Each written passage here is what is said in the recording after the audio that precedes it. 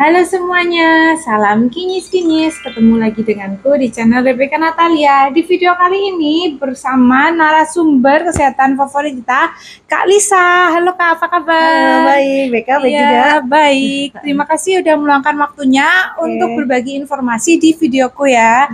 Nah, kali ini mau berbagi informasi tentang solusi untuk anak agar bertumbuh tinggi secara optimal nih.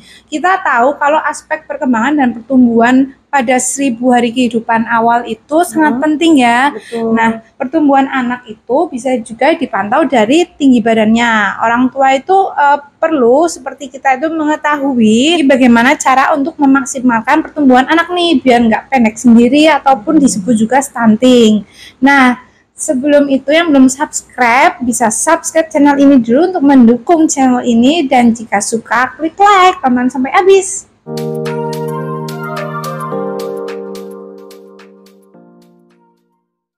Langsung aja nih bagaimana untuk solusi anak jadi tinggi optimal ya.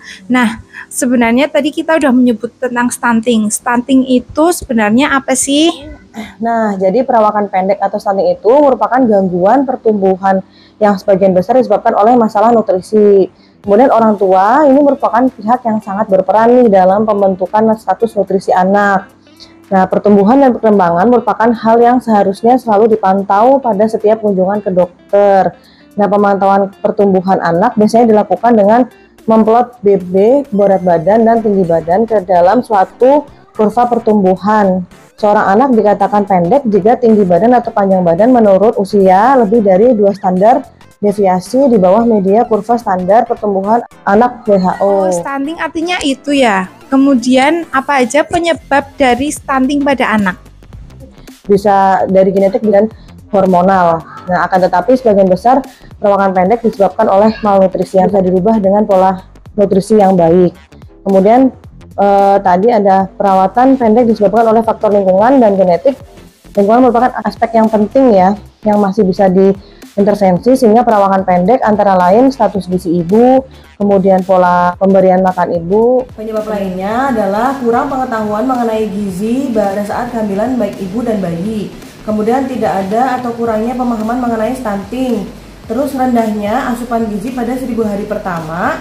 Kemudian ibu mengalami anemia atau bahkan gizi buruk pada saat kehamilan, sehingga buruknya kebersihan dan kesehatan lingkungan tempat tinggal sang ibu, kemudian keterbatasan akses fasilitas kesehatan yang dibutuhkan bagi ibu hamil, dan imunisasi yang tidak tepat waktu itu juga salah satu penyebab stunting. Jadi kita biar tahu anak kita sebenarnya stunting apa enggak sih, nah kita harus tahu nih standar yang dikeluarkan dari WHO dan IDI itu tinggi badan bayi yang tidak stunting itu berapa. Jadi ada di tabel. Nah, untuk tinggi ideal pada anak perempuan dan anak laki-laki bisa kita lihat di sini. Terus kalau ciri-ciri anak terkena stunting itu sebenarnya bagaimana sih Kak? Dan dampak kalau anak terkena stunting itu apa aja? Nah, jadi ciri-ciri stunting itu yang pertama, tubuh lebih pendek dari rata-rata anak seusianya. Kemudian berat badan rendah dan pertumbuhan tulang tertunda. Yang ketiga, berat badan sulit naik bahkan turun. Kemudian gangguan tumbuh kembang sang bayi. Terus jadi anaknya jadi kurang aktif nih, nggak kayak anak-anak yang lain. Terus kayak mudah terserang infeksi, pertumbuhan giginya itu lambat, kemudian sulit fokus dan sulit belajar, wajah tampak lebih muda dibanding usianya, dan yang terakhir ini tanda pubertas melambat. Dampak stunting nih. Dampak stunting yang untuk jangka pendeknya itu yang pertama bisa mengganggu perkembangan otak, ini bahaya banget ya. Kemudian kecerdasan kurang optimal dan gangguan pertumbuhan fisik, gangguan metabolisme tubuh juga. Nah, untuk jangka panjangnya bisa menurunnya kognitif yang berpengaruh pada kemampuan belajar. Jadi untuk stunting ini dampaknya sangat berbahaya juga ya. Kemudian sistem imun kurang baik sehingga mudah sakit nih. Jadi anaknya bisa sakit-sakitan, terus bertumbuh lebih pendek dibanding rata-rata tinggi anak seusianya. Terus sulit belajar sehingga kurang produktif saat dewasa dan lebih beresiko menderita diabetes, obesitas, jantung, stroke, dan kanker. Bahaya banget kan. Terus kayak sistem metabolisme tubuh nggak bisa optimal, terus kayak kesehatan reproduksi juga menurun. Itu dampak stunting yang sangat berbahaya untuk anak-anak kita. Pemerintah kan sekarang lagi mengadakan program gitu ya. Nah, sebenarnya langkah-langkah pencegahan stunting menurut pemerintah itu bagaimana? Nah, ini ada menurut Kementerian Kesehatan, cara pencegahannya yang pertama adalah memenuhi kebutuhan gizi sejak hamil. Pada ibu hamil itu penting juga ya gizi terpenuhi. Dan Lembaga Kesehatan Millennium Challenge Account Indonesia menyarankan agar ibu yang mengonsumsi makanannya sehat dan bergizi maupun suplemen atas anjuran dokter. Jadi kalau misalnya hamil dikasih vitamin, rutin diminum, jangan sampai nggak diminum karena itu berdampak juga untuk stunting. Kemudian sebaiknya juga rutin memeriksakan kesehatan ke dokter atau ke bu bidan. Terus yang kedua, beri ASI eksklusif sampai bayi berusia 6 bulan. Karena ASI eksklusif itu 0 sampai 6 bulan itu full ASI. Dan kemudian dari Veronica Scherbaum itu ahli nutrisi dari Universitas Hohenheim itu Jerman menyatakan ASI ternyata berpotensi mengurangi peluang stunting pada anak berkat kandungan gizi mikro dan makronya. Kemudian berikutnya, pastikan makan makanan bisa memenuhi gizi mikro dan makro. Dari WHO pun merekomendasikan fortifikasi atau penambahan nutrisi ke dalam makanan si kecil. Kemudian selanjutnya terus memantau tumbuh kembang anak. Nah, ini juga penting ya, bahwa si kecil secara rutin bawa ke posyandu ataupun ke klinik ataupun ke bidan kemanapun yang terdekat dari rumah. Dengan begitu lebih mudah bagi ibu untuk mengetahui gejala awal gangguan dan penanganannya. Kemudian yang terakhir, selalu jaga kebersihan lingkungan. Kemudian anak-anak juga sangat rentan terhadap penyakit ya, terutama kalau lingkungan sekitarnya itu kotor. Jadi selalu dijaga. Dan studi yang dilakukan ini dari Harvard Science School menyebutkan diare adalah faktor ketiga yang menyebabkan gangguan kesehatan. Selain itu, untuk mencegah stunting, kita para ibu nih juga memperbaiki pola asuh pemberian makanan yang kurang sehat untuk anak-anak kita. Terus kita juga setiap kali untuk memberikan makanan atau beraktivitas sama si kecil, kita harus rajin-rajin untuk cuci tangan. Itu juga menjadi salah satu mencegah stunting anak kita. Sebagai orang tua, yang bisa kita lakukan untuk mengantisipasi perawakan pendek pada anak itu bagaimana? Upaya mengantisipasi perawakan pendek pada anak. Nah, upaya tindakan antisipasi perawatan pendek itu sebaiknya dimulai dari masa kehamilan ibu. Kemudian bagi ibu hamil ini, upaya yang dapat dilakukan yaitu melakukan pemeriksaan secara rutin, kehamilan secara rutin, kemudian menghindari asap rokok. Apabila pasangan-pasangan para ibu hamil merokok, ya jangan dekat-dekat kalau sedang merokok. Dan setelah merokok juga kalau bisa langsung suruh mengganti pakaiannya agar kita tidak terpapar asap rokok juga.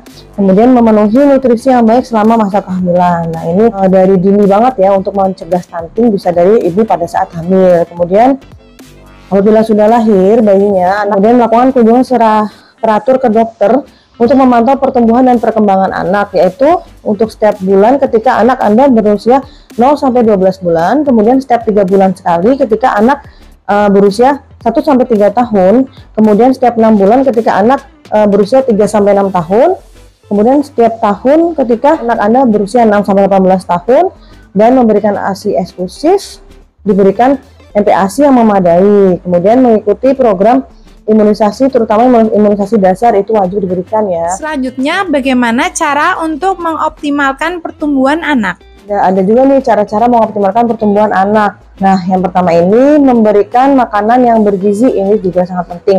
Berikanlah anak beragam makanan bergizi, terutama makanan yang kaya akan protein, vitamin dan mineral, kemudian seperti kalium dan zat besi. Berikan susu, dan ini pilihlah susu yang mengandung nutrisi penting bagi pertumbuhan, yaitu protein atau asam amino, kemudian lemak, kalsium, magnesium, zinc, vitamin A dan vitamin D. Nah, kemudian pastikan anak cukup tidur dan rutin berolahraga. Nah, ini juga penting juga ya, karena tidur dan olahraga yang cukup akan meningkatkan produksi hormon pertumbuhan, karena anak kan masih dalam pertumbuhan, jadi bisa diseimbangkan juga istirahatnya. Jadi ada beberapa jenis olahraga yang bisa membuat dianggap efektif ya, tapi belum secara ilmiah juga belum diteliti juga, tapi ini secara umum sudah secara umum dibilang efektif itu seperti berenang, kemudian bermain basket, dan lompat tali. Nah, kemudian ada nggak sih makanan-makanan yang bisa dikonsumsi untuk mendukung pertumbuhan tinggi anak? Aja sih makanan-makanan yang mendukung anak tumbuh tinggi. Jadi untuk ibu-ibu nih yang di rumah pengen anaknya tumbuh tinggi pada saat masa pertumbuhan bisa diberikan telur.